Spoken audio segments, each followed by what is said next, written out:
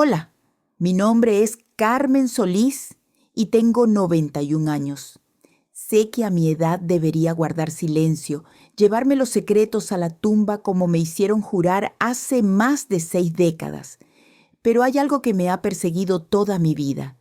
Algo que nunca le conté a nadie, ni siquiera a mis hijos. Es una historia sobre la mujer más poderosa del cine mexicano, sobre la actriz que conquistó el mundo, sobre Silvia Pinal. Pero no voy a hablarles de la Silvia Pinal que ustedes conocen, la diva de las alfombras rojas, la productora implacable, la mujer que hizo historia en el espectáculo. Voy a hablarles de la mujer que yo conocí, de la mujer que lloraba en las madrugadas, de la mujer que casi nadie vio realmente. Mi nombre es Carmen Solís. Nací en 1934 en un pueblo pequeño de Zacatecas. Crecí en la pobreza extrema como tantos en esa época. Mi papá murió cuando yo tenía 8 años, dejándonos completamente desamparados.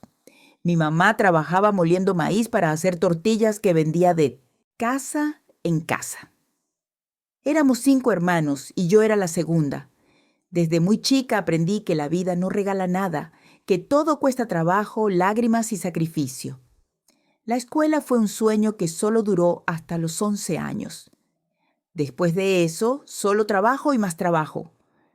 Cuando tenía 17 años, en 1951, mi mamá enfermó de algo que los doctores del pueblo no supieron curar.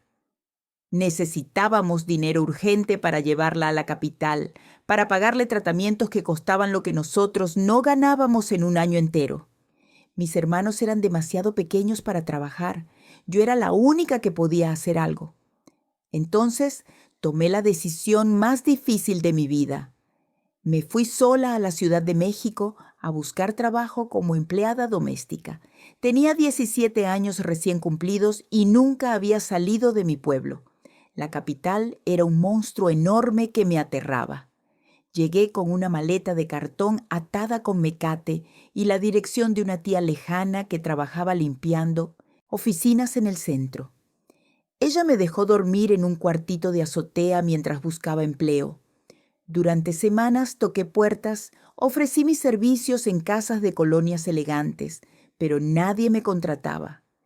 Era demasiado joven, demasiado inexperta, demasiado provinciana. Las señoras me miraban de arriba abajo y cerraban sus puertas sin siquiera dejarme terminar de hablar. Fue en marzo de 1952 cuando todo cambió. Mi tía me contó que una conocida suya estaba buscando empleada para una casa muy especial. No me dijo de quién era la casa, solo que pagaban muy bien y que necesitaban a alguien discreta, callada, que supiera cocinar y que no fuera chismosa. Me arreglé lo mejor que pude con mi vestido menos remendado y fui a la entrevista. La casa estaba en la colonia del Valle. Era hermosa, elegante, con un jardín lleno de flores que nunca había visto y una fuente de cantera en la entrada. Toqué el timbre con las manos temblando de nervios.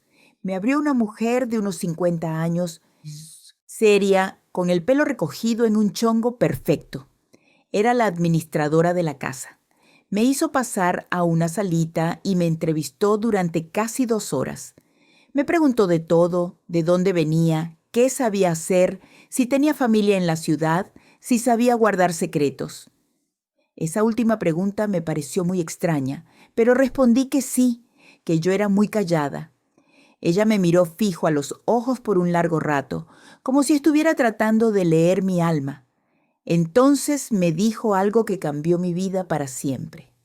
Me dijo que esta casa era diferente, que la señora de la casa era una persona muy pública, muy reconocida, que necesitaban empleadas que entendieran que lo que pasara dentro de esas paredes debía quedarse ahí para siempre.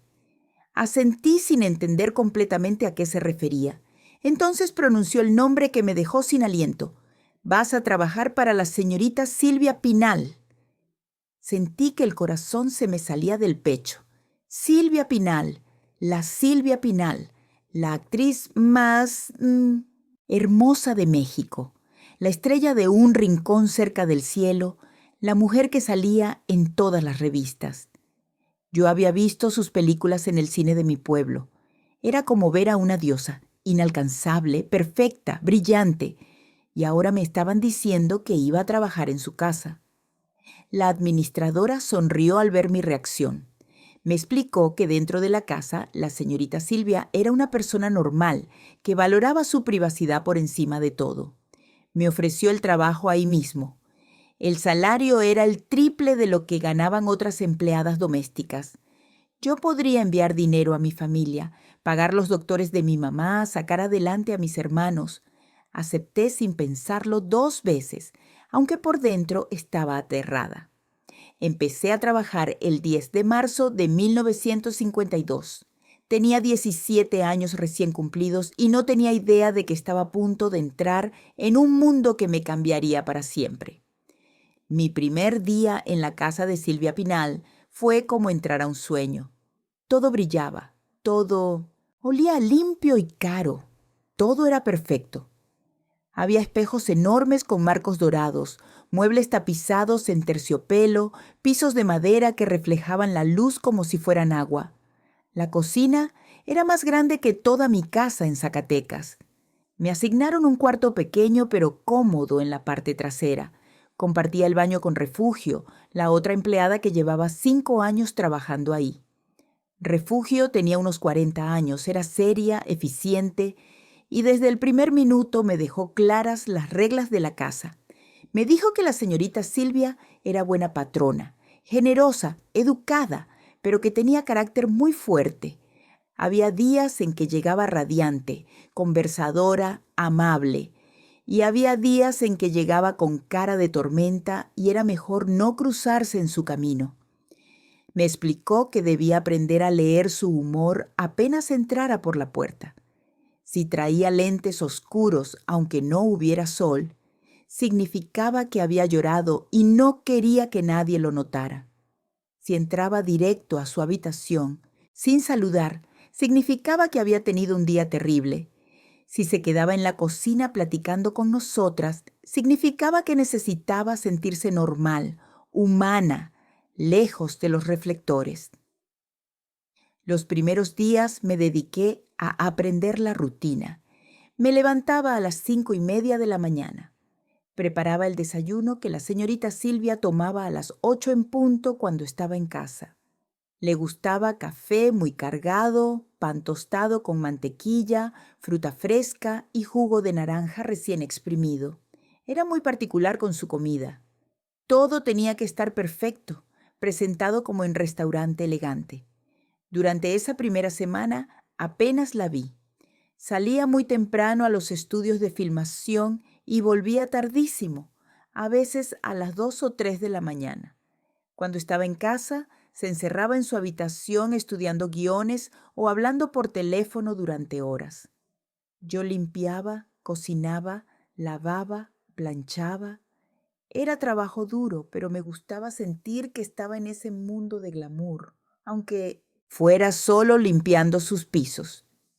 Fue un domingo de mi segunda semana cuando finalmente tuve mi primera conversación real con ella. Ese domingo ella no tenía trabajo. Se quedó en casa descansando, algo que Refugio me dijo era muy raro. Yo estaba en el jardín regando las plantas cuando la vi salir a la terraza con una taza de café en la mano. Llevaba una bata de seda azul y el cabello suelto. Sin maquillaje, sin joyas, sin nada de lo que la hacía ver como estrella de cine. Se veía más joven, más frágil, más humana. Me vio trabajando y se acercó. Me preguntó cómo me llamaba. Le respondí con voz temblorosa que Carmen, para servirle.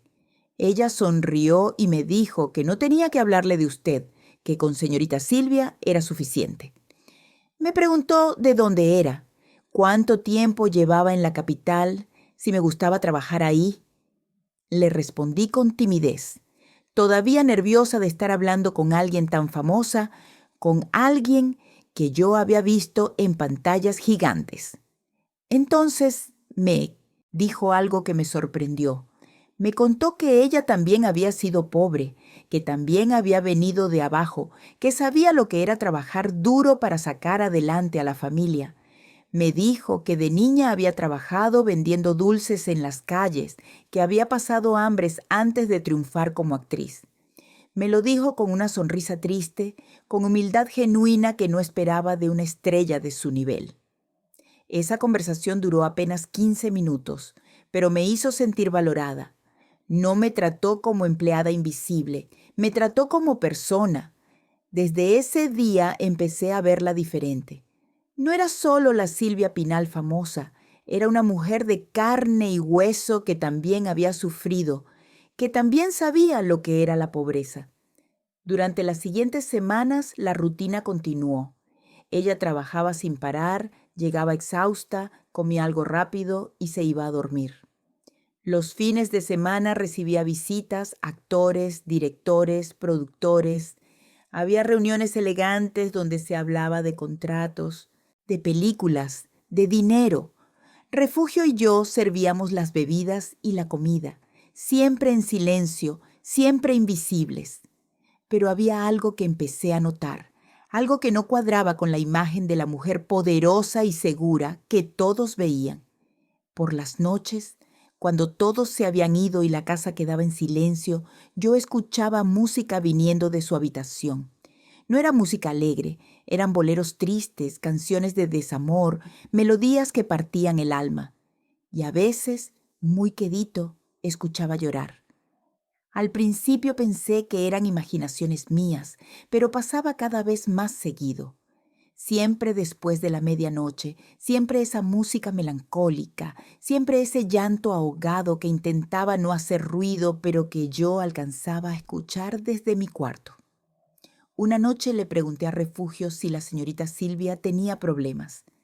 Ella me miró muy seria y me dijo que mejor no hiciera preguntas, que cada quien tenía sus razones para hacer lo que hacía, que nosotras estábamos ahí para trabajar, no para meternos en la vida privada de la patrona. Pero yo no podía dejar de notar cosas. Durante el desayuno, cuando estaba en casa, la señorita Silvia tenía ojeras profundas que cubría con maquillaje espeso. Tomaba taza tras taza de café como si el cuerpo le pidiera algo más fuerte. A veces se quedaba mirando al vacío con la taza en la mano, perdida en pensamientos que claramente no eran felices.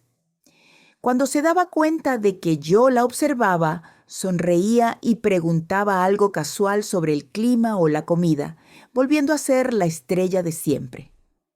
En junio de ese año 1952, la casa se llenó de preparativos especiales. La señorita Silvia organizaba una fiesta importante para celebrar el estreno de su nueva película. Invitaron a lo más selecto del cine mexicano. Refugio y yo trabajamos días enteros preparando todo. Limpiamos cada rincón de la casa hasta que brillaba como espejo. Preparamos bandejas interminables de botanas elegantes, bebidas importadas, todo lo que una fiesta de ese nivel requería. La casa se transformó en un palacio digno de una reina. La noche de la fiesta llegaron decenas de personas elegantes, hombres con trajes caros que olían a tabaco fino y loción importada, mujeres con vestidos de diseñador y joyas que brillaban más que las lámparas de cristal. Había música de orquesta en vivo, champán francés, risas que llenaban cada rincón. La señorita Silvia era la anfitriona perfecta. Usaba un vestido negro que la hacía ver como diosa. Conversaba con todos, reía con gracia, brindaba con elegancia. Era el centro absoluto de atención. Pero yo la observaba desde la cocina mientras servía más bebidas y algo no me cuadraba. Su risa era perfecta. Su conversación era encantadora. Su presencia era magnética.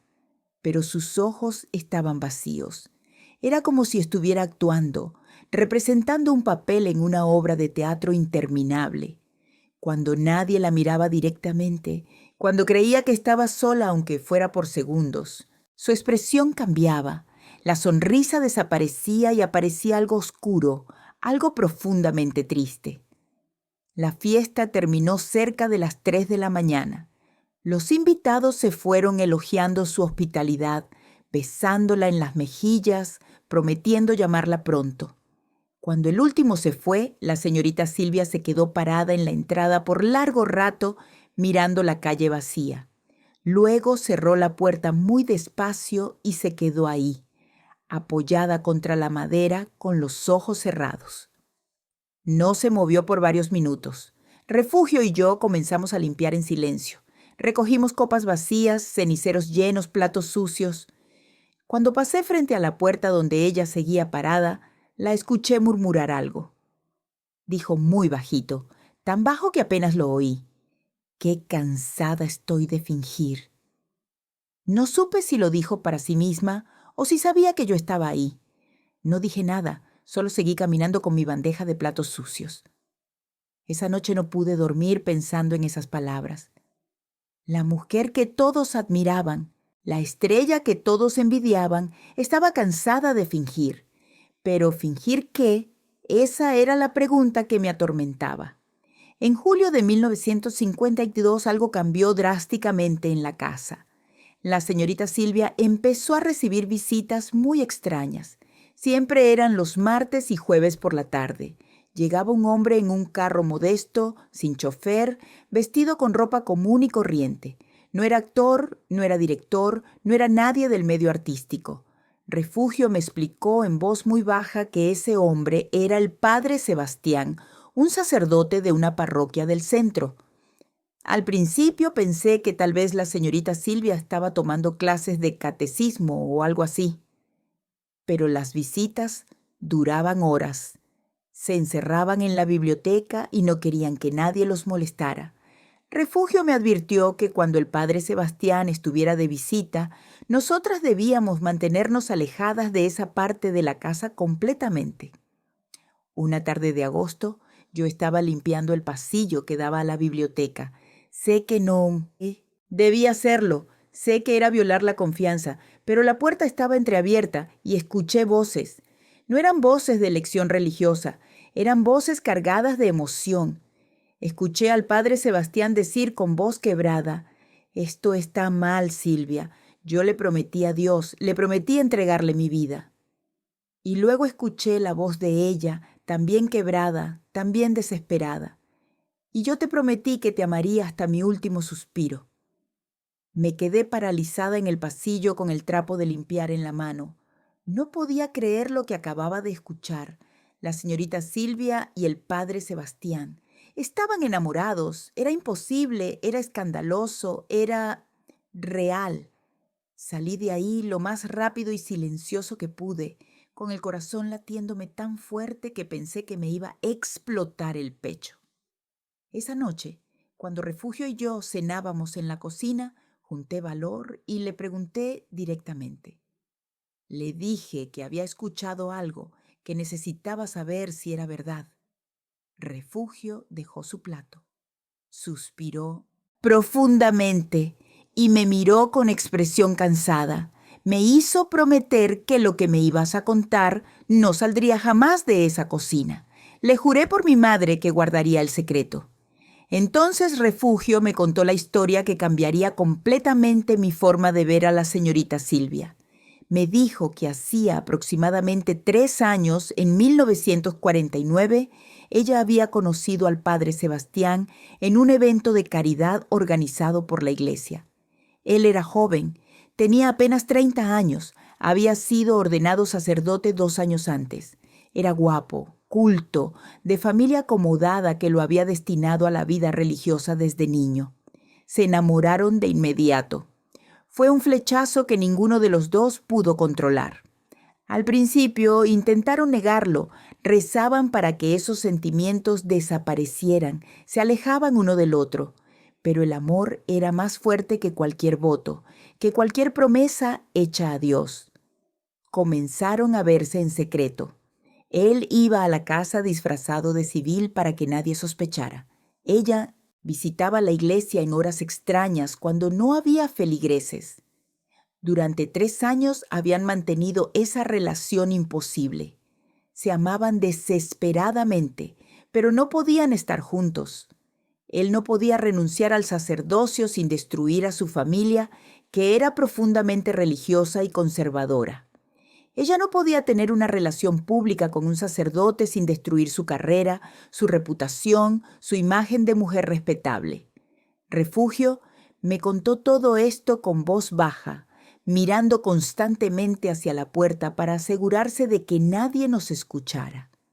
Me dijo que la señorita Silvia sufría terriblemente por este amor prohibido.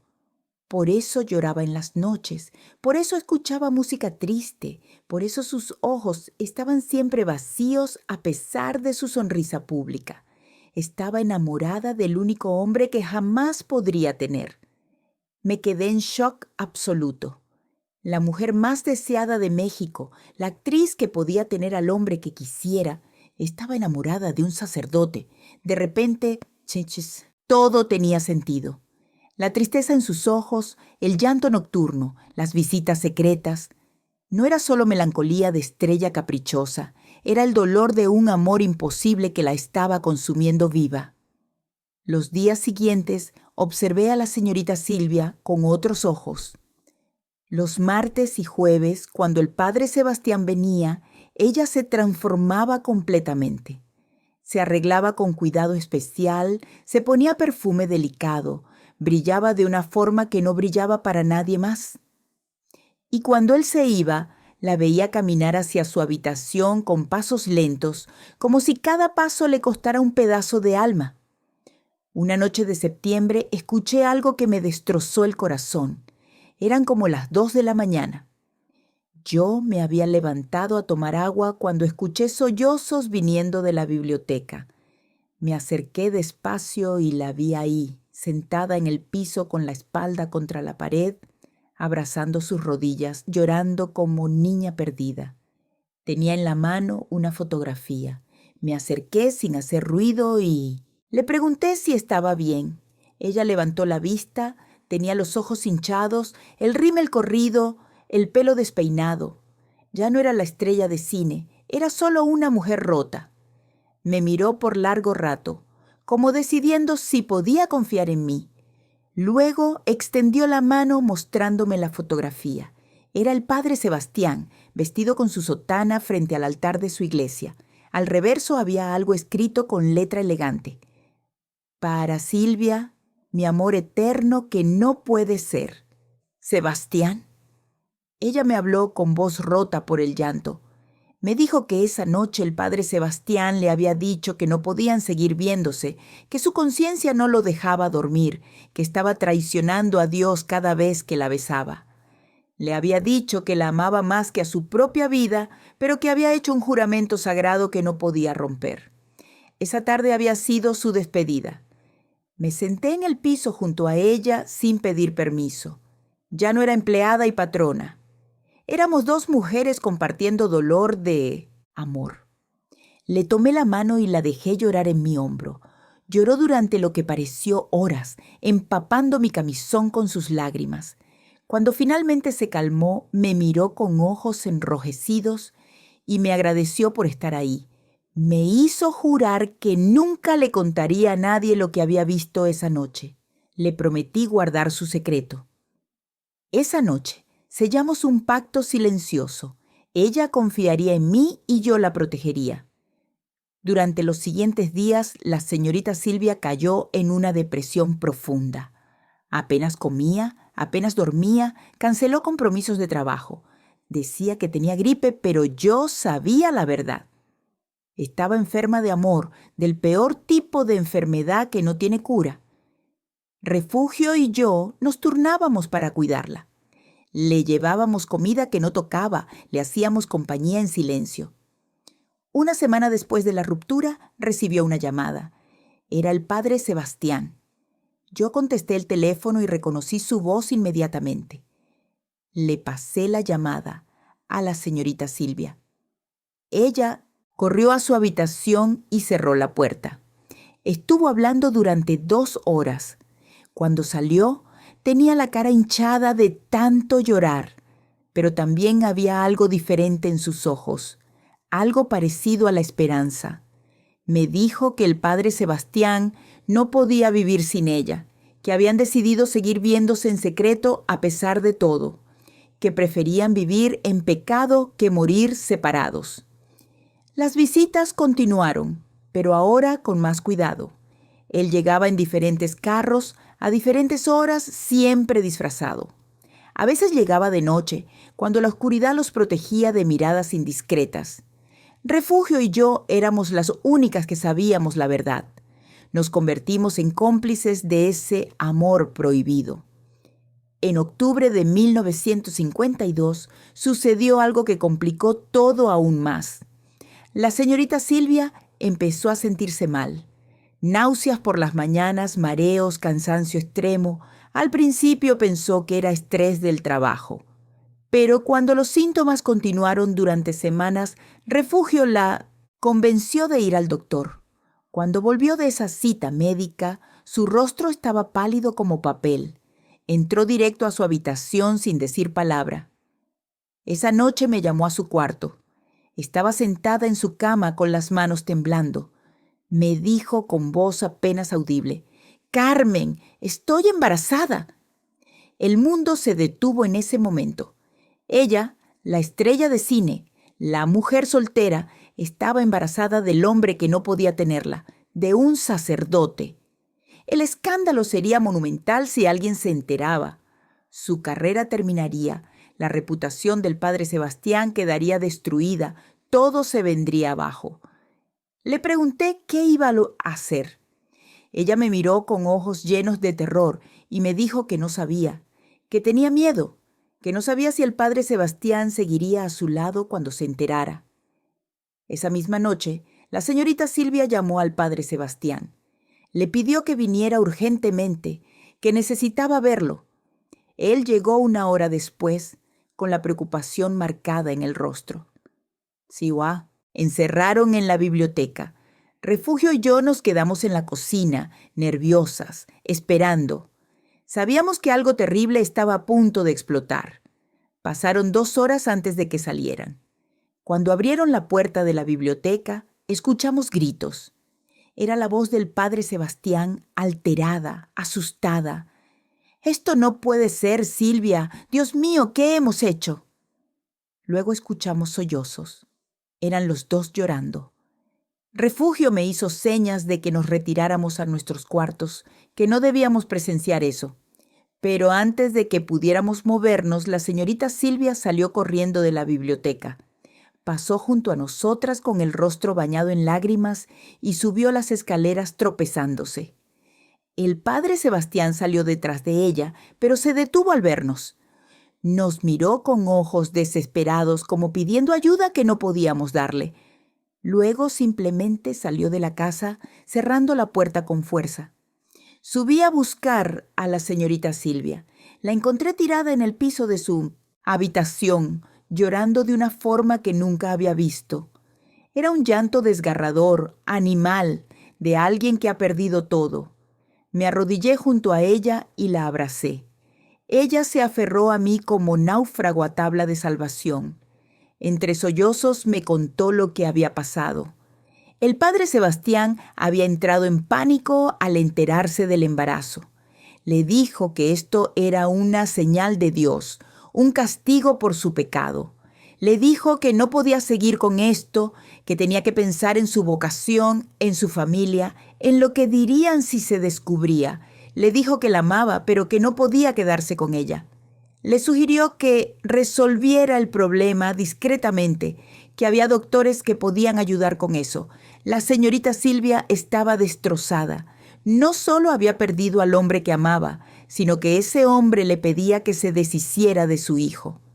Me dijo entre lágrimas que ella quería ese bebé, que era lo único real que tenía del hombre que amaba, pero que no sabía cómo iba a criarlo. Sola, ¿cómo iba a explicarle al mundo que estaba embarazada sin estar casada?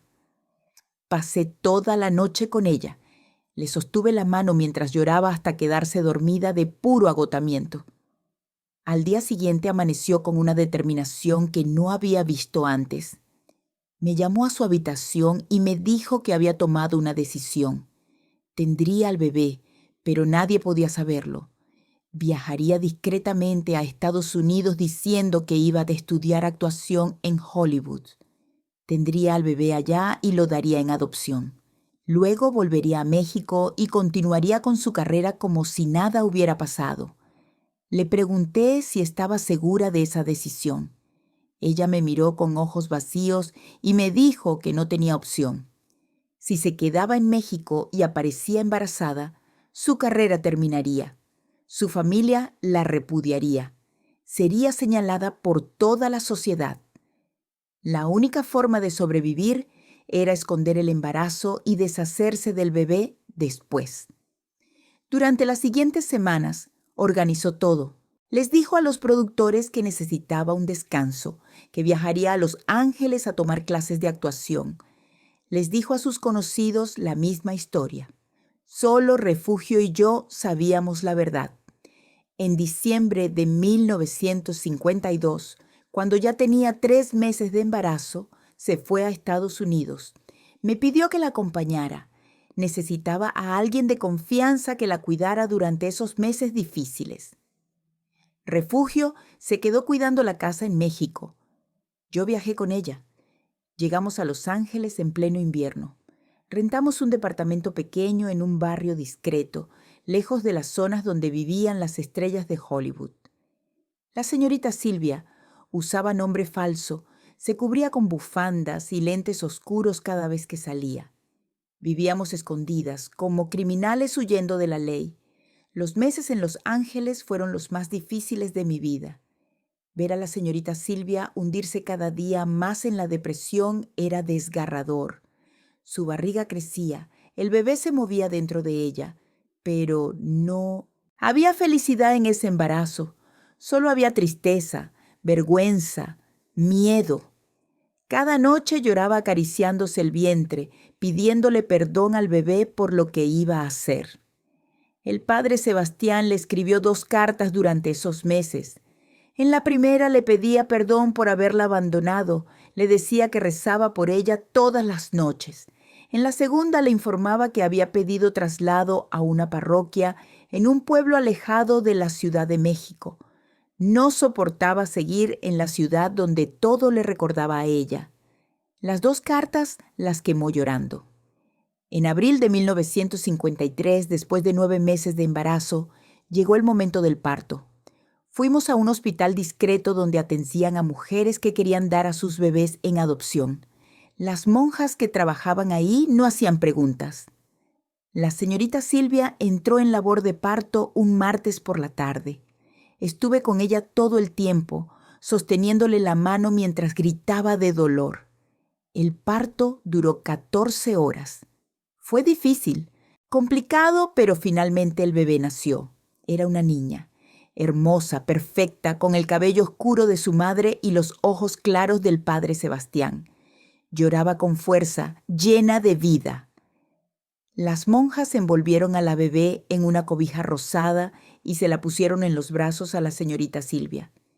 Ese momento fue el más desgarrador que he presenciado en mi vida. Ella miró a su hija con amor absoluto mezclado con dolor infinito. La acunó contra su pecho, besó su frente, contó sus deditos, acarició su carita. Le susurró: «Perdóname, mi amor, perdóname por no poder quedarte, perdóname por ser tan cobarde». Lloró abrazando a la bebé durante 2 horas. Las monjas nos dieron ese tiempo. Luego vinieron con papeles que debía firmar, papeles que cedían todos los derechos sobre la niña. La señorita Silvia firmó con mano temblorosa. Cuando llegó el momento de entregar a la bebé, se aferró a ella con fuerza. Tuvieron que quitársela casi a la fuerza. Sus gritos de dolor resonaron por todo el hospital. Esa noche, de regreso en el departamento, la señorita Silvia tuvo una crisis nerviosa. Gritaba que quería a su hija de vuelta, que había cometido un error terrible, que no podía vivir sin ella. Intentó salir corriendo del departamento para regresar al hospital. Tuve que sujetarla, calmarla, darle las pastillas que el doctor había dejado para casos así. Finalmente se durmió, pero sus sueños estaban llenos de pesadillas. Los siguientes días fueron terribles. La leche le subió a los pechos, causándole dolor físico que le recordaba constantemente lo que había perdido. Su cuerpo pedía amamantar a un bebé que ya no estaba. Lloraba todo el tiempo. Apenas comía. Se quedaba horas mirando por la ventana con expresión vacía. 2 semanas después del parto, recibimos noticia de que la bebé había sido adoptada por una familia estadounidense de buen nivel. Eran personas respetables que no podían tener hijos propios. La niña tendría buena vida, educación, oportunidades. Supuestamente eso debía consolar a la señorita Silvia, pero solo la hundió más. Su hija crecería sin saber quién era su verdadera madre. En mayo de 1953 volvimos a México. Durante el vuelo, la señorita Silvia no dijo una sola palabra. Miraba por la ventana del avión con ojos muertos. Había dejado una parte de su alma en Los Ángeles, la parte que había dado a luz a su hija y luego la había abandonado. Cuando llegamos a la casa, Refugio nos recibió con abrazos llenos de compasión. Le habíamos contado todo por teléfono. La casa estaba impecable, como si el tiempo no hubiera pasado. Pero todo había cambiado. La señorita Silvia ya no era la misma mujer que se había ido 6 meses atrás. Durante las siguientes semanas intentó retomar su vida normal. Aceptó un nuevo papel en una película, volvió a los estudios, volvió a las entrevistas. En público era la Silvia Pinal de siempre, hermosa, carismática, brillante, pero en casa era una sombra. Se encerraba en su habitación por horas, miraba fotografías de bebés en revistas y lloraba. Escuchaba canciones de cuna y se quebraba. Una noche de junio me llamó a su habitación. Estaba sentada en su cama rodeada de papeles. Eran los únicos documentos que tenía de su hija: el certificado de nacimiento temporal, una huella de pie diminuta que las monjas le habían dado, una fotografía que le tomaron a la bebé antes de entregarla. Me mostró cada cosa con reverencia, como si fueran reliquias sagradas. Me confesó que se arrepentía terriblemente de haber dado a su hija en adopción. Me dijo que cada día pensaba en ella, se preguntaba cómo estaría, si estaría bien cuidada, si sería feliz. Me dijo que había cometido el error más grande de su vida por cobardía, por miedo al qué dirán, por proteger una carrera que ahora le parecía vacía y sin sentido. Le pregunté si había considerado buscar a la niña, recuperarla de alguna forma. Ella negó con tristeza. Me explicó que había firmado papeles legales irrevocables. Además, la bebé ahora tenía una familia. Sacarla de ahí sería egoísta, destruiría la vida que estaban construyendo para ella. Lo mejor era dejarla en paz, aunque eso significara vivir con el dolor para siempre. En julio recibió una carta que la destrozó aún más. Era del padre Sebastián. Escribía desde su nueva parroquia en un pueblo de Michoacán. Le decía que había escuchado rumores de que ella había estado en Estados Unidos por varios meses. Le preguntaba directamente qué había pasado con el bebé. La carta estaba llena de culpa, arrepentimiento, dolor. Ella le respondió con una carta brutal y honesta. Le contó todo: el parto, cómo había tenido que dar a su hija en adopción, cómo lloraba todas las noches pensando en ella, cómo se arrepentía cada segundo de su vida. Le dijo que él era responsable de ese dolor, que su cobardía había destruido 3 vidas, la de ella, la de él y la de su hija, que crecería sin conocer a sus verdaderos padres. El padre Sebastián respondió 2 semanas después. Su carta era desgarradora. Decía que no podía vivir con la culpa, que había pensado en renunciar al sacerdocio 1000 veces, que la amaba más que nunca, pero que estaba atrapado en votos que ya no sentía. Le suplicaba perdón, le pedía permiso para al menos conocer algún día a la niña, aunque fuera de lejos. La señorita Silvia quemó esa carta sin responder. Me dijo que el padre Sebastián había perdido el derecho de pedir algo relacionado con su hija. Él había elegido a Dios sobre su familia. Ahora tendría que vivir con esa elección. Durante los siguientes meses se sumergió en el trabajo como forma de escape. Filmaba película tras película sin parar. Trabajaba 18 horas diarias. Era su forma de no pensar, de no sentir. En octubre de 1953 sucedió algo inesperado. La señorita Silvia conoció a un hombre en una fiesta del cine. Se llamaba Rafael Banquels. Era actor y director de teatro, guapo, culto, de buena familia. Empezaron a salir públicamente. La prensa los fotografiaba juntos en estrenos, en restaurantes elegantes, en eventos sociales. Eran la pareja perfecta del espectáculo mexicano. Refugio y yo observábamos todo con preocupación. Sabíamos que la señorita Silvia no estaba enamorada de Rafael, lo usaba como escudo, como forma de aparentar normalidad, como distracción de su dolor. Pero Rafael parecía genuinamente enamorado de ella. La trataba con respeto, con cariño, con admiración sincera. En diciembre, Rafael le pidió matrimonio. Ella aceptó. La boda se programó para febrero de 1954. Sería el evento social del año. La prensa mexicana estaba eufórica con la noticia. Silvia Pinal, la estrella más brillante del cine nacional, finalmente se casaba. Una noche antes de la boda, la señorita Silvia me llamó a su habitación. Estaba sentada frente a su tocador, mirándose al espejo. Me dijo algo que me heló la sangre. Carmen, me voy a casar con un hombre que no amo para escapar del fantasma del hombre que sí amo. ¿Crees que Dios me perdonará por arruinar 3 vidas en lugar de una? Le pregunté si estaba segura de casarse. Todavía podía cancelar todo. Ella negó con la cabeza. Me explicó que Rafael era buena persona, que sería buen esposo, que tal vez con el tiempo aprendería a amarlo. Además, necesitaba construir una vida normal, formar una familia que reemplazara la familia que había destruido. Tal vez tener hijos con Rafael ayudaría a sanar el vacío que le había dejado su hija perdida. La boda fue espectacular. Iglesia llena de flores blancas, vestido de diseñador importado, cientos de invitados.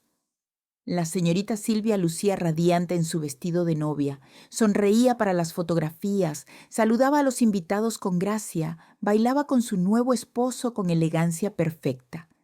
Pero yo la conocía demasiado bien.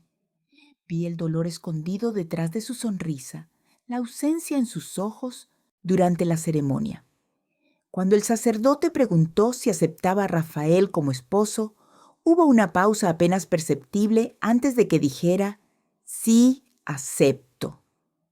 En esa pausa yo supe que estaba pensando en otro hombre, en un sacerdote que la había amado y abandonado, en el padre de su hija perdida.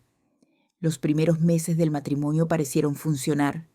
Rafael era atento, cariñoso, paciente. La trataba como reina. En público eran la pareja perfecta, pero en casa, cuando creían que nadie los veía, había una distancia palpable.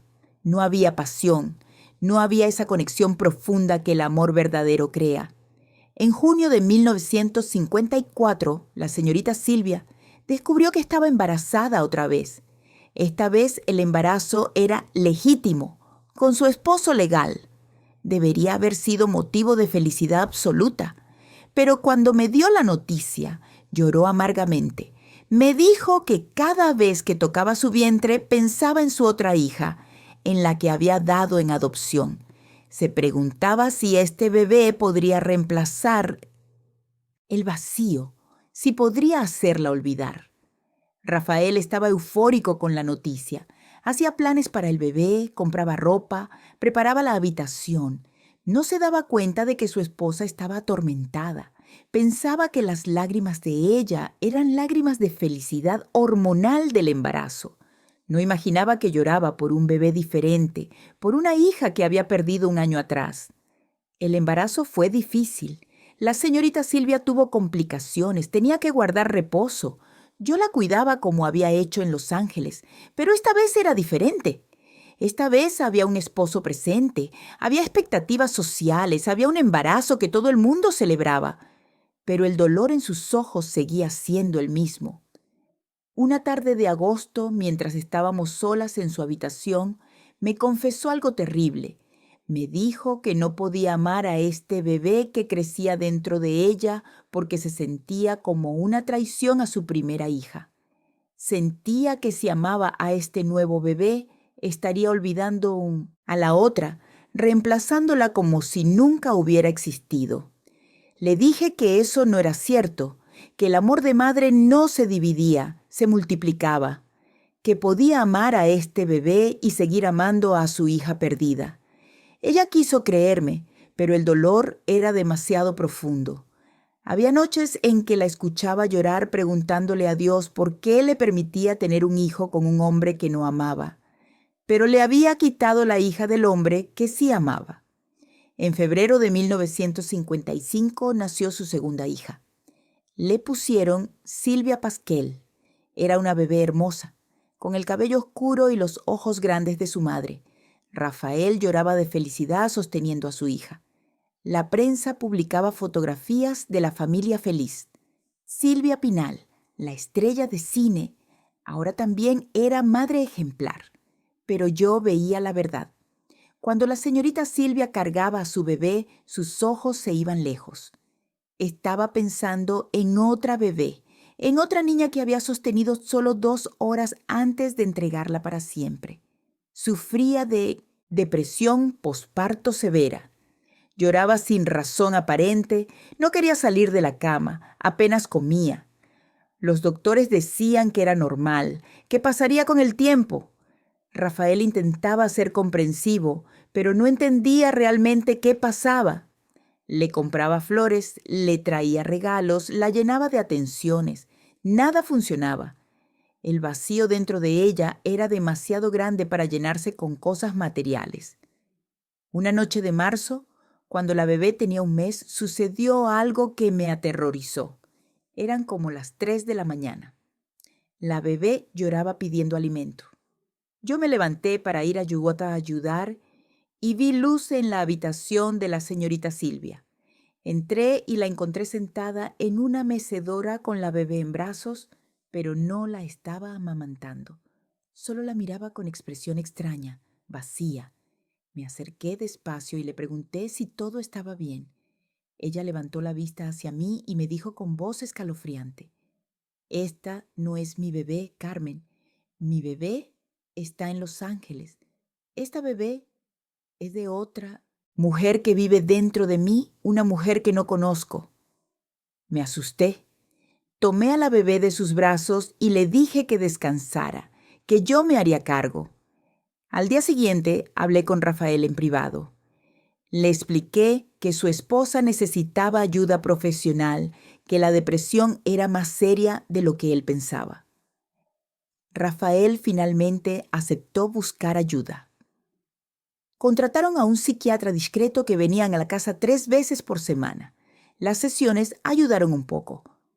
La señorita Silvia empezó a estabilizarse emocionalmente, a conectar más con su bebé, pero en mayo sucedió algo que la destruyó otra vez. Llegó una carta de Estados Unidos, era de la agencia de adopción. Le informaban que, según su solicitud de años atrás de recibir actualizaciones generales, la niña que había dado en adopción estaba bien, sana, celebrando su segundo cumpleaños. Adjuntaban una fotografía tomada desde lejos, borrosa para proteger la privacidad de la familia adoptiva. En esa fotografía se veía una niña pequeña con vestido rosado, soplando las velas de un pastel. Tenía el cabello rizado, los ojos claros, una sonrisa radiante. Se parecía tanto a la señorita Silvia que era imposible negarlo. La señorita Silvia miró esa foto durante horas. Esa noche, después de que Rafael se durmió, ella vino a mi cuarto con la fotografía en la mano. Se sentó en mi cama y lloró como no había llorado en meses.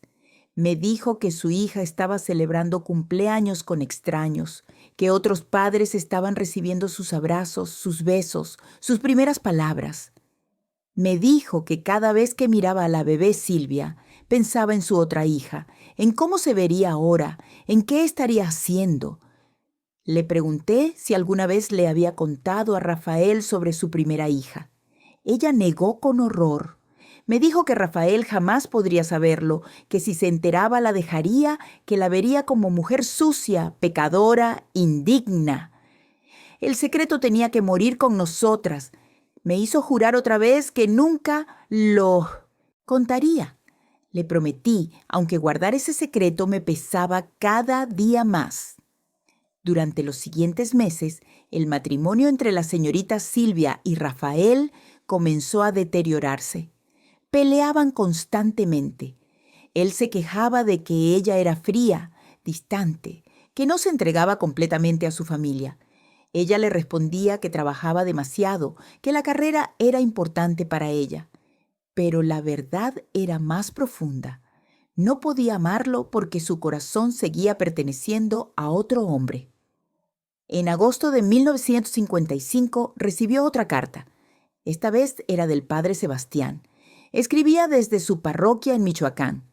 Le contaba que había escuchado de su matrimonio y del nacimiento de su hija. Le decía que se alegraba por ella, que rezaba para que fuera feliz. Pero luego le preguntaba algo que no debía preguntar. ¿Nuestra hija está bien? ¿Sabes algo de ella? La señorita Silvia rompió esa carta en 1000 pedazos. Me dijo furiosa que el padre Sebastián no tenía derecho a preguntar por nuestra hija, que había renunciado a ese derecho cuando la abandonó embarazada. Me dijo que le escribiría diciéndole que nunca más la contactara, que estaba muerto para ella, pero nunca envió esa carta. Guardó los pedazos rotos en una caja junto con las otras cartas de él. No podía destruir completamente los únicos recuerdos tangibles de ese amor. En septiembre, Rafael descubrió algo que cambió todo. Estaba buscando documentos en el estudio de la señorita Silvia cuando encontró la caja escondida. Adentro estaban las cartas del padre Sebastián, la fotografía de la bebé de Los Ángeles, el certificado de nacimiento temporal. Confrontó a su esposa esa misma noche. Yo estaba en la cocina cuando escuché los gritos. Rafael gritaba preguntando quién era ese niño en la foto, por qué tenía cartas de amor de un sacerdote, qué significaba todo eso. La señorita Silvia intentaba explicar, pero las palabras no salían. Finalmente, quebrada, le contó toda la verdad. Le contó sobre el padre Sebastián, sobre el amor prohibido, sobre el embarazo, sobre haber dado a la bebé en adopción. Rafael escuchó todo en silencio mortal. Cuando ella terminó de hablar, él simplemente se dio la vuelta y salió de la casa dando un portazo que hizo temblar las paredes. La señorita Silvia colapsó en el piso. Refugio y yo corrimos a ayudarla. Lloraba histéricamente, gritando que había perdido todo, que Rafael la dejaría, que se llevaría a la bebé Silvia, que se quedaría completamente sola. Intentamos calmarla, le dimos té, la llevamos a su cama. Pasó 3 días encerrada en su habitación, sin comer, sin dormir, esperando a que Rafael volviera. Rafael finalmente regresó 5 días después. Venía con expresión seria, cansada. Se encerró con la señorita Silvia en el estudio durante horas. Cuando salieron, ambos tenían ojos hinchados de llorar. Rafael me llamó aparte y me preguntó si lo que su esposa le había contado era verdad. Le confirmé que sí, que todo era verdad, que yo había estado con ella durante todo ese proceso. Él asintió despacio, procesando la información. Me preguntó cuántas personas sabían el secreto. Le respondí que solo Refugio y yo, nadie más. Me hizo jurar que nunca se lo contaría a nadie, especialmente cuando su hija Silvia creciera. Le juré que mi silencio era absoluto. Rafael decidió quedarse con ella. No por amor, me confesó después, sino por imagen pública y por su hija. Un divorcio tan rápido destruiría las reputaciones de ambos. Además, la pequeña Silvia necesitaba a sus 2 padres, pero el matrimonio quedó irremediablemente dañado. Durmieron en habitaciones separadas desde ese día. Eran esposos solo en público. La señorita Silvia cayó en una depresión aún más profunda después de esa revelación. Se dio cuenta de que había destruido su matrimonio, que Rafael la miraba diferente ahora, con una mezcla de lástima y desprecio.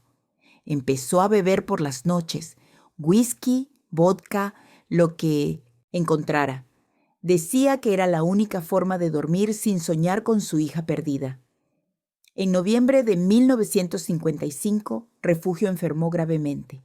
Era algo del hígado, decían los doctores. Necesitaba reposo absoluto durante meses.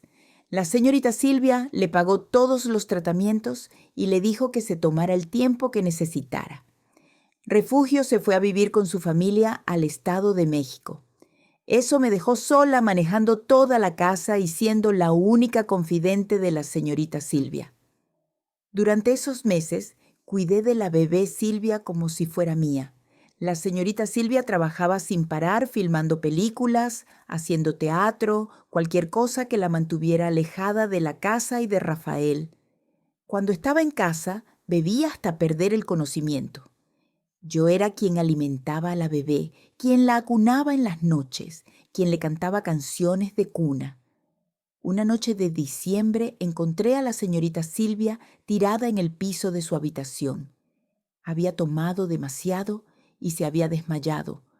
La levanté con dificultad y la acosté en su cama. Ella, medio despierta, me agarró la mano y me dijo algo que me partió el corazón.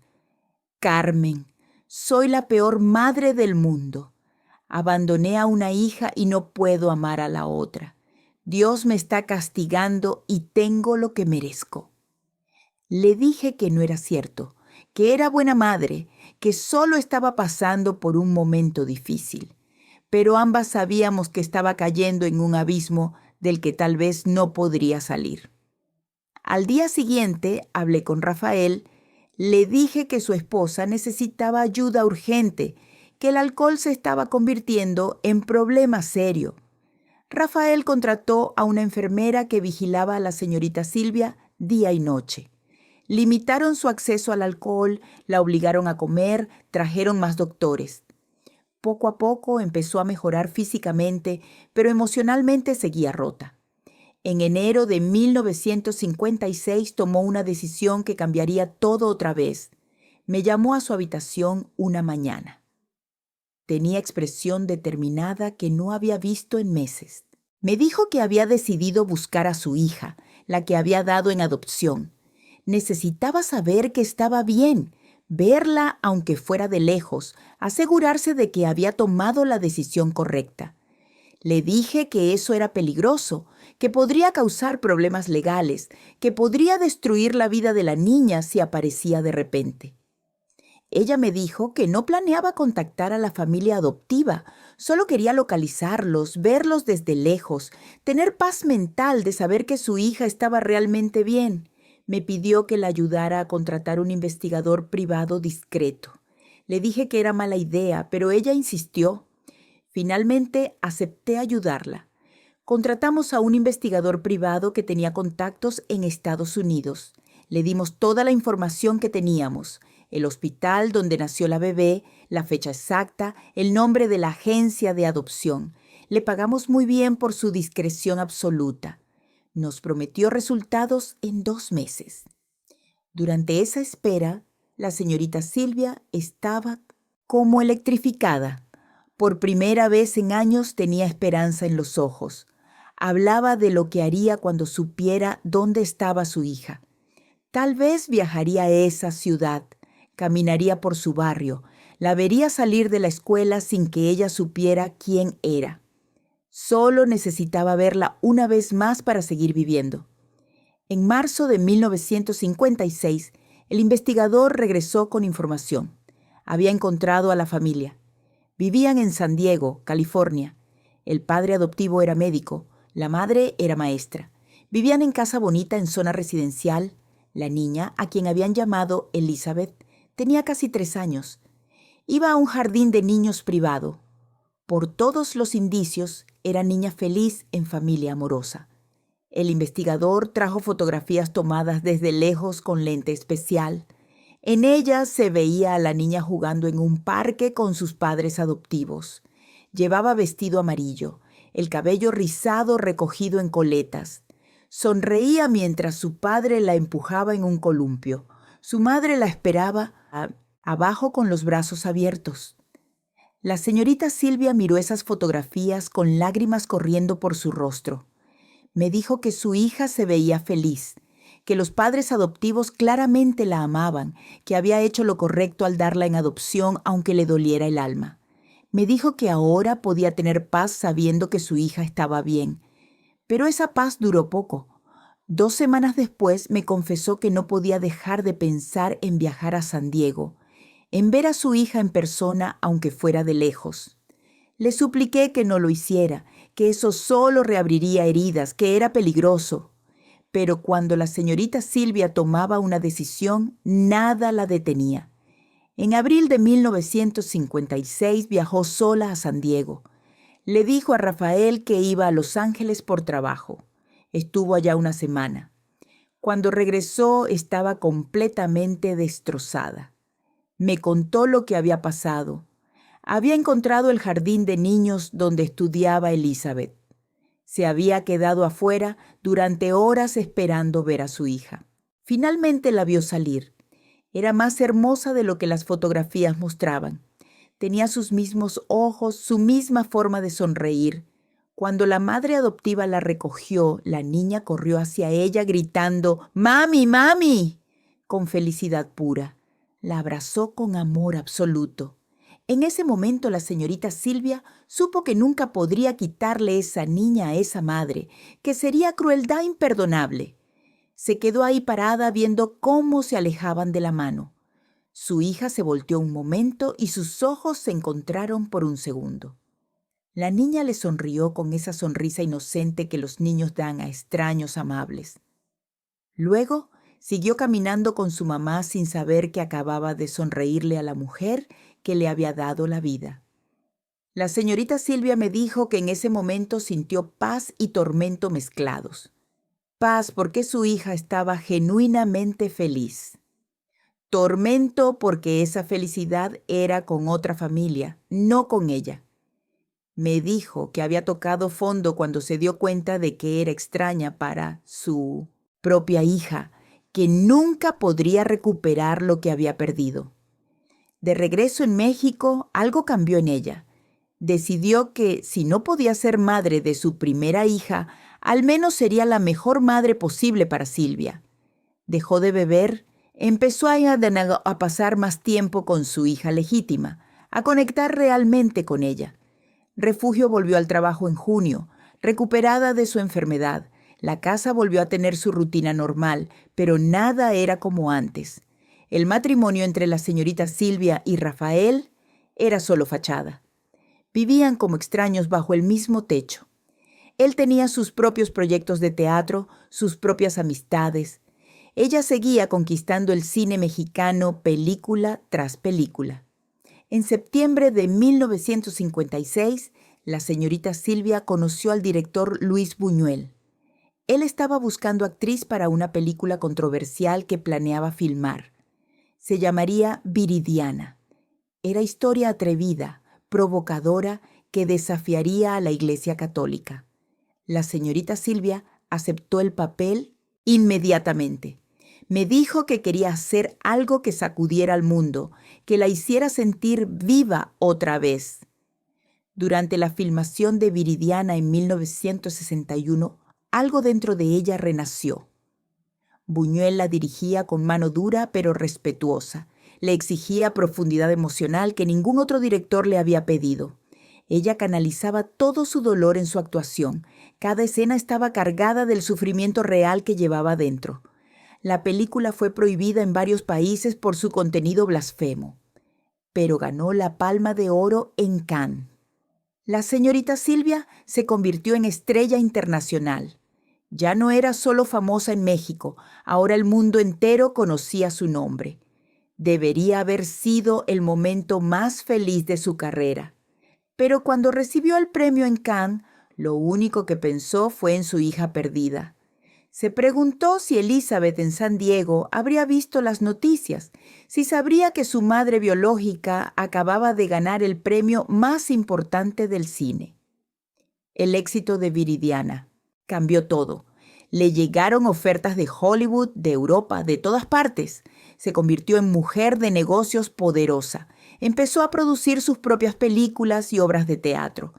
En 1963 creó su propio programa de televisión, Mujer Casos de la Vida Real, que se volvería legendario. Pero con todo ese éxito profesional, su vida personal seguía siendo desastre. En 1967 finalmente se divorció de Rafael Van Kels después de 13 años de matrimonio muerto. La prensa especuló sobre las razones. Nadie imaginaba la verdad, que el matrimonio había terminado realmente en 1955, cuando Rafael descubrió el secreto de la hija abandonada. Silvia, su hija legítima, tenía 12 años cuando se divorciaron. Era niña inteligente, sensible, que sentía la tensión aunque no entendiera completamente qué pasaba. La señorita Silvia intentaba protegerla, pero el daño ya estaba hecho. Silvia crecería con inseguridades, con preguntas sobre por qué sus padres nunca se amaron realmente. En 1967, la señorita Silvia se casó otra vez. Su nuevo esposo era Gustavo Alatriste, productor de cine joven y ambicioso. Este matrimonio fue diferente. Había pasión, había química, había algo real. Tuvieron 2 hijas juntas, Viridiana en 1968 y Silvia en 1969. Con estas nuevas hijas, la señorita Silvia intentaba redimirse, ser la madre que no había podido ser. Pero el fantasma de Elizabeth nunca la abandonó. Cada cumpleaños de sus nuevas hijas pensaba en Elizabeth celebrando cumpleaños en San Diego. Cada logro escolar se preguntaba qué estaría logrando Elizabeth. Cada noche, antes de dormir, rezaba por la hija que había abandonado. En 1970 recibió carta devastadora. El padre Sebastián había muerto. Un ataque al corazón lo había matado a los 51 años. Su hermana escribía informándole porque encontró entre sus pertenencias todas las cartas que la señorita Silvia le había escrito años atrás. Las había guardado todas junto con la única fotografía que tenía de ella. La señorita Silvia lloró la muerte del único hombre que realmente amó. Fue a su funeral disfrazada con velo negro, sentándose hasta atrás de la iglesia. Nadie la reconoció. Vio cómo bajaban el ataúd, cómo su familia lloraba su pérdida, cómo otros sacerdotes elogiaban su devoción a Dios. Ella sabía la verdad. Sabía que ese hombre había muerto con el corazón roto, atormentado por el amor prohibido que nunca pudo consumar completamente, por la hija que nunca conoció. Después del funeral me confesó algo terrible. Me dijo que se alegraba de que el padre Sebastián hubiera muerto sin saber dónde estaba Elizabeth. Al menos así nunca tendría la tentación de buscarla, de arruinar la vida que ella había construido. Era pensamiento cruel, pero nacido del dolor más profundo. Los años 70 fueron de trabajo incansable para la señorita Silvia. Producía teatro, actuaba en televisión, manejaba negocios millonarios. Se convirtió en una de las mujeres más poderosas del entretenimiento mexicano. Pero su segundo matrimonio con Gustavo también comenzó a desmoronarse. Había infidelidades de ambos lados, peleas constantes, separaciones temporales. En 1982, finalmente se divorciaron. Otra vez los medios especulaban sobre las razones. Otra vez nadie conocía la verdad completa. La señorita Silvia me confesó una noche que ningún matrimonio podía funcionar porque ella seguía enamorada de un fantasma, de un sacerdote muerto que había sido su único amor verdadero. Durante los 80 y 90, sus hijas crecieron. Silvia Pasquel se convirtió en actriz también, siguiendo los pasos de su madre. Viridiana y Silvia, sus hijas menores, tomaron caminos diferentes. La señorita Silvia intentaba ser buena madre, pero había distancia emocional que sus hijas sentían, aunque no pudieran nombrar. Silvia Pasquel me confesó una vez, cuando ya era adulta, que siempre había sentido que su madre guardaba un secreto terrible, que había una tristeza en sus ojos que ninguna cantidad de éxito o reconocimiento podía borrar. Le dije que todas las madres tenían sus secretos, que no debía preocuparse. Guardé mi promesa de silencio incluso con sus hijas. En 1995, algo extraordinario sucedió. La señorita Silvia recibió carta desde Estados Unidos. Era de una mujer llamada Elizabeth Morrison, de 42 años.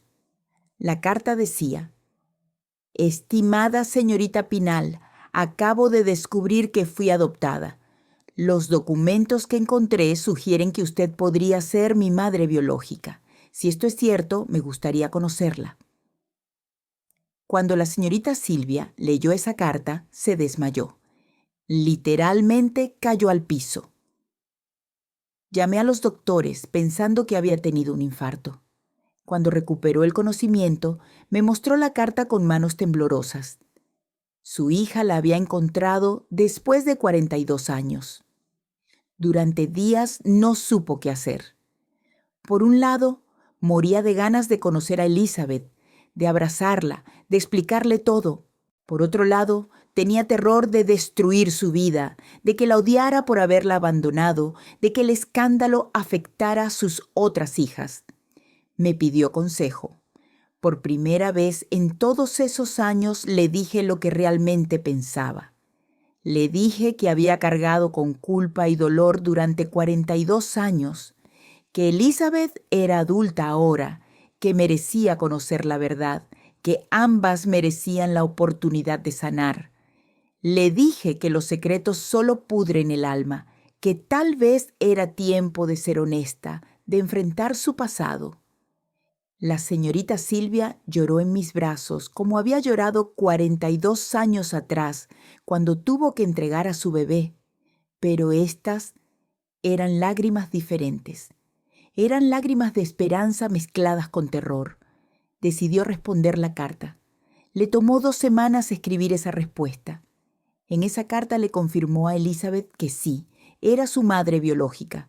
Le explicó las circunstancias del embarazo, el amor prohibido con el sacerdote, el terror de ser madre soltera en los años 50, la decisión desgarradora de darla en adopción.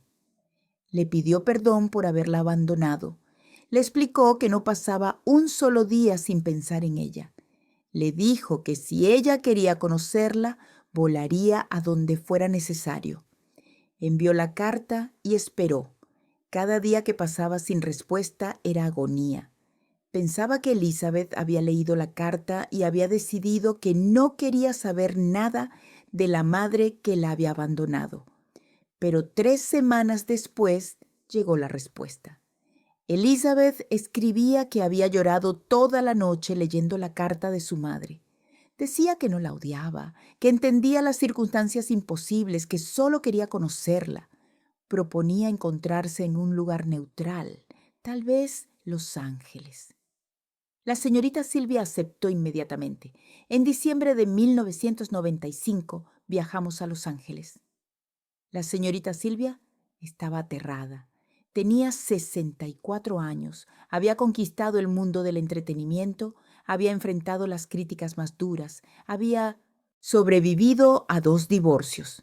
Pero nada la había aterrizado tanto como la idea de ver a su hija por primera vez en 42 años. Nos encontramos en un café discreto en Santa Mónica. Llegamos temprano. La señorita Silvia no podía quedarse quieta. Se retocaba el maquillaje cada 5 minutos, cambiaba de posición constantemente. Luego Elizabeth entró.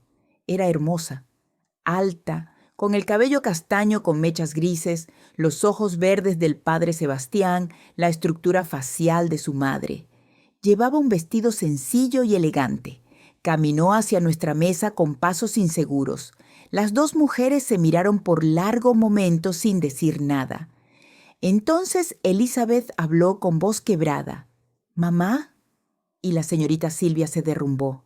Se levantó de la silla y abrazó a su hija por primera vez en 42 años. Ambas lloraban sin control, abrazadas en medio del café mientras otros clientes las miraban con curiosidad. Me retiré a otra mesa dándoles privacidad. Pasaron 4 horas conversando. La señorita Silvia le contó todo. El amor con el padre Sebastián, el embarazo escondido, el parto doloroso, los 2 meses que había estado en Los Ángeles, la decisión de darla en adopción, los años de tormento. Elizabeth le contó sobre su vida.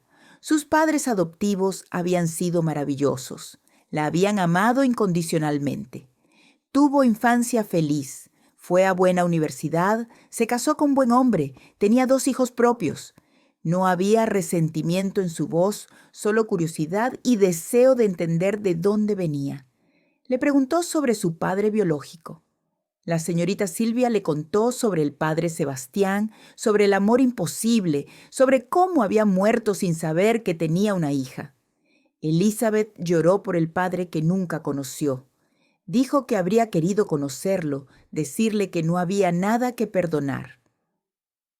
Esa primera reunión fue sanadora para ambas. Acordaron mantener contacto, verse regularmente. Elizabeth no quería hacer público su parentesco todavía. Tenía su propia vida, sus propios hijos que necesitaban procesar esta información primero. La señorita Silvia aceptó respetar sus tiempos. Durante los siguientes 5 años se vieron regularmente. Elizabeth viajaba a México discretamente, o la señorita Silvia iba a San Diego. Desarrollaron relación de madre e hija, aunque tardía. La señorita Silvia conoció a sus nietos, 2 muchachos adolescentes hermosos. Ellos la llamaban abuela Silvia, sin saber completamente quién era ella públicamente. En el año 2000, Elizabeth finalmente decidió que quería hacer público su parentesco. Le dijo a la señorita Silvia que estaba cansada de esconderse, que no había nada de qué avergonzarse, que su historia podría ayudar a otras mujeres que habían pasado por situaciones similares. La señorita Silvia entró en pánico. Le preocupaba el escándalo. ¿Cómo reaccionarían sus otras hijas? ¿Qué diría la prensa? Decidió hablar primero con Silvia Pasquel, Viridiana y su otra hija, Silvia, antes de que la noticia saliera públicamente. Las reunió en su casa una tarde de marzo del 2000. Yo estaba presente porque la señorita Silvia me pidió estar ahí como testigo y apoyo. Les contó toda la historia desde el principio. El amor con el padre Sebastián, el embarazo secreto, el viaje a Los Ángeles, la bebé que dio en adopción, los 42 años de tormento, el reencuentro reciente. Sus hijas escucharon en shock absoluto. Ninguna había imaginado que su madre guardaba secreto de esa magnitud. Silvia Pasquel fue quien reaccionó primero. Lloró abrazando a su madre. Le dijo que ahora entendía tantas cosas, la tristeza inexplicable, la distancia emocional, los llantos nocturnos que había escuchado de niña. Le dijo que no la juzgaba, que la amaba, que quería conocer a su hermana mayor. Viridiana y la otra Silvia también reaccionaron con compasión. Querían conocer a Elizabeth, integrarla a la familia. La señorita Silvia lloró de alivio. Había temido que sus hijas la rechazaran, pero en cambio recibió amor y comprensión. En junio del 2000, la señorita Silvia dio una entrevista exclusiva a una revista importante. Reveló públicamente la existencia de su hija mayor. Contó la historia completa, sin omitir detalles. Habló del padre Sebastián, del amor prohibido, de la adopción. Fue valiente y honesta de formas que nunca había sido. La reacción pública fue mixta. Algunos la criticaron duramente, especialmente los sectores conservadores y religiosos. La llamaron pecadora, mala madre, inmoral. Otros la apoyaron, especialmente mujeres que habían pasado por situaciones similares. Decían que era heroína por hablar públicamente, que su valentía ayudaría a otras mujeres a no sentirse solas. La señorita Silvia enfrentó todo con dignidad. Dio entrevistas adicionales, Apareció en programas de televisión con Elizabeth a su lado. Madre e hija juntas, finalmente públicas, finalmente libres del secreto que las había separado, durante décadas. Sus otras hijas también apoyaron públicamente. Sylvia Pasquel dio entrevistas hablando de su hermana mayor con cariño. La familia se unió en lugar de fragmentarse como la señorita Sylvia había temido. Durante los siguientes años, la señorita Sylvia vivió con paz que no había conocido en décadas. Ya no tenía que esconder nada, ya no tenía que mentir, ya no tenía que cargar sola con el peso del secreto. Elizabeth se integró a la familia completamente. Asistía a reuniones familiares, celebraba cumpleaños juntas, sus hijos llamaban primas a las hijas de Sylvia Pasquel. En el 2005, la señorita Sylvia se casó por tercera vez con un político llamado Tulio Hernández. Este matrimonio fue diferente a los anteriores. Ya no había secretos que esconder, ya no había fantasmas del pasado atormentándola. Podía ser completamente honesta con su esposo sobre quién era realmente. Refugio se retiró definitivamente en el 2008 por razones de edad. Murió 2 años después, llevándose a la tumba los secretos que había guardado durante más de 50 años. Fui a su funeral y lloré por la mujer que había sido mi compañera en guardar el secreto más grande del espectáculo mexicano. Yo continué trabajando para la señorita Sylvia. Ya no era solo empleada, éramos amigas unidas por décadas de experiencias compartidas. Ella me consideraba parte de su familia. Mis propios hijos la llamaban tía Sylvia y ella los trataba con cariño genuino. En el 2019, la señorita Sylvia comenzó a tener problemas de salud serios. Tenía 88 años. Su memoria empezaba a fallar, sufría mareos constantes, debilidad general. Los doctores decían que era el peso de los años, que su cuerpo finalmente cobraba factura de una vida tan intensa. Elizabeth viajó desde San Diego para estar con ella durante esos meses difíciles. Madre e hija pasaban horas conversando, recordando, sanando las heridas que nunca habían cerrado completamente. La señorita Sylvia le pedía perdón constantemente por haberla abandonado. Elizabeth le respondía siempre lo mismo. Ya te perdoné, mamá. Ahora perdónate tú misma. Una tarde de octubre del 2019, la señorita Sylvia me llamó a su habitación. Estaba sentada en su cama rodeada de fotografías viejas. Había fotos de todas sus etapas, de niña pobre en los años 30, de joven actriz conquistando Hollywood, de madre con sus hijas, de abuela orgullosa. Pero la foto que sostenía en sus manos era la única que tenía de su bebé recién nacida en 1953, antes de entregarla en adopción. Me dijo con voz débil: Carmen, tú has estado conmigo desde el principio. Viste mi peor momento cuando tuve que entregar a mi bebé. Viste mi tormento durante todos estos años. Y ahora estás aquí viendo mi final. Quiero que sepas que nunca podré agradecerte suficiente por haber guardado mi secreto, por haberme apoyado, por haber sido más que empleada, por haber sido mi amiga. Lloré sosteniéndole la mano.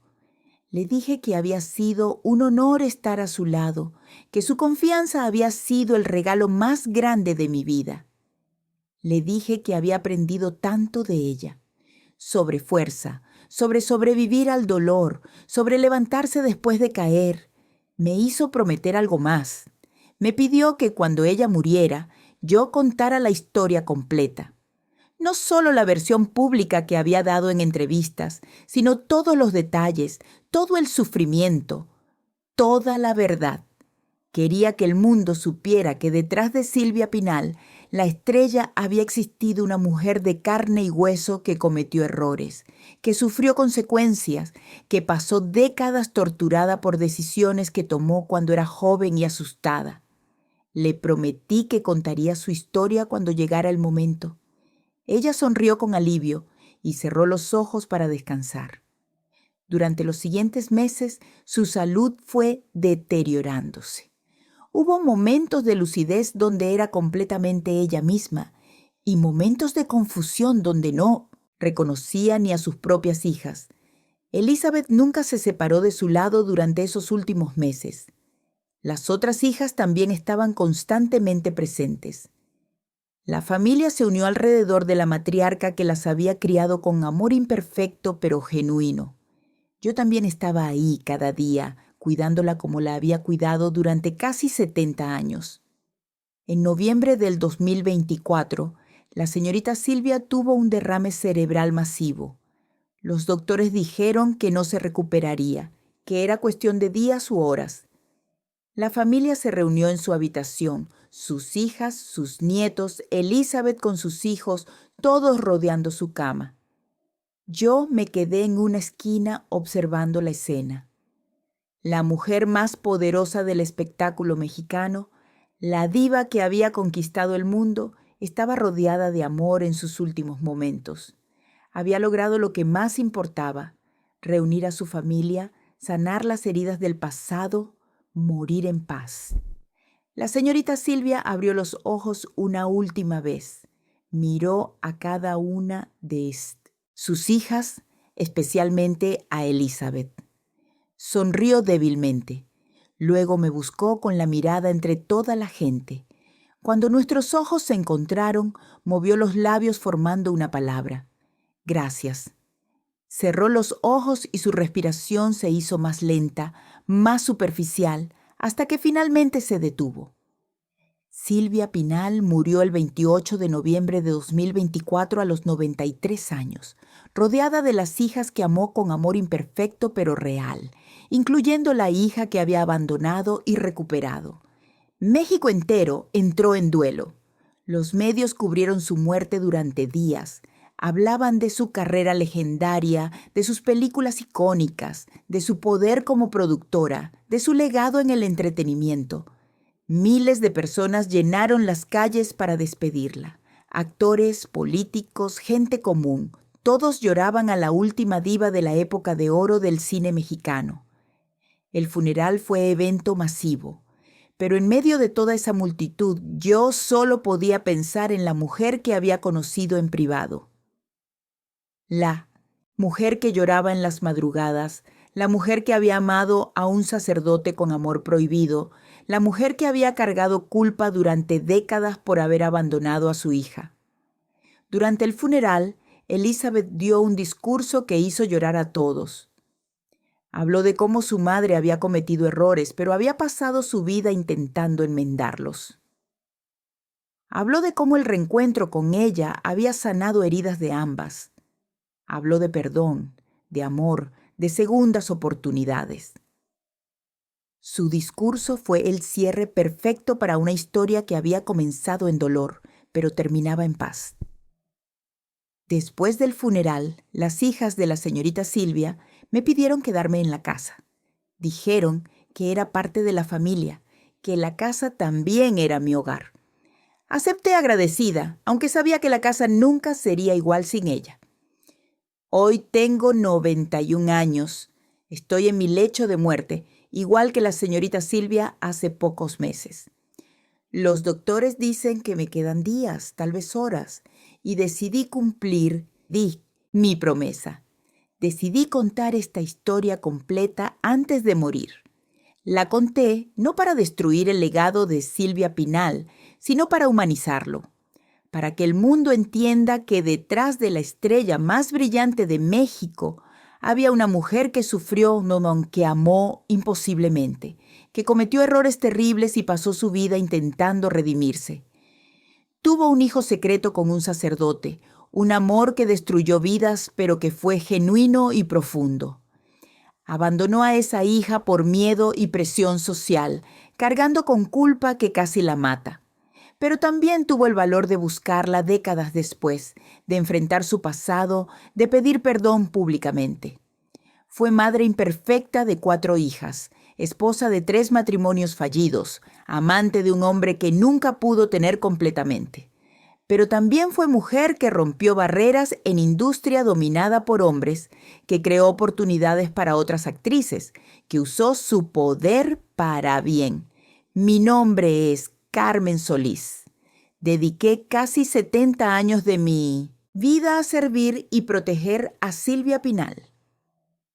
Guardé sus secretos mientras vivió, pero ahora que ambas estamos por partir, siento que la verdad debe ser contada. No por morbo, no por fama, sino porque las historias de mujeres extraordinarias merecen ser contadas completas, con toda su luz y toda su oscuridad. Si esta historia te tocó el corazón, compártela.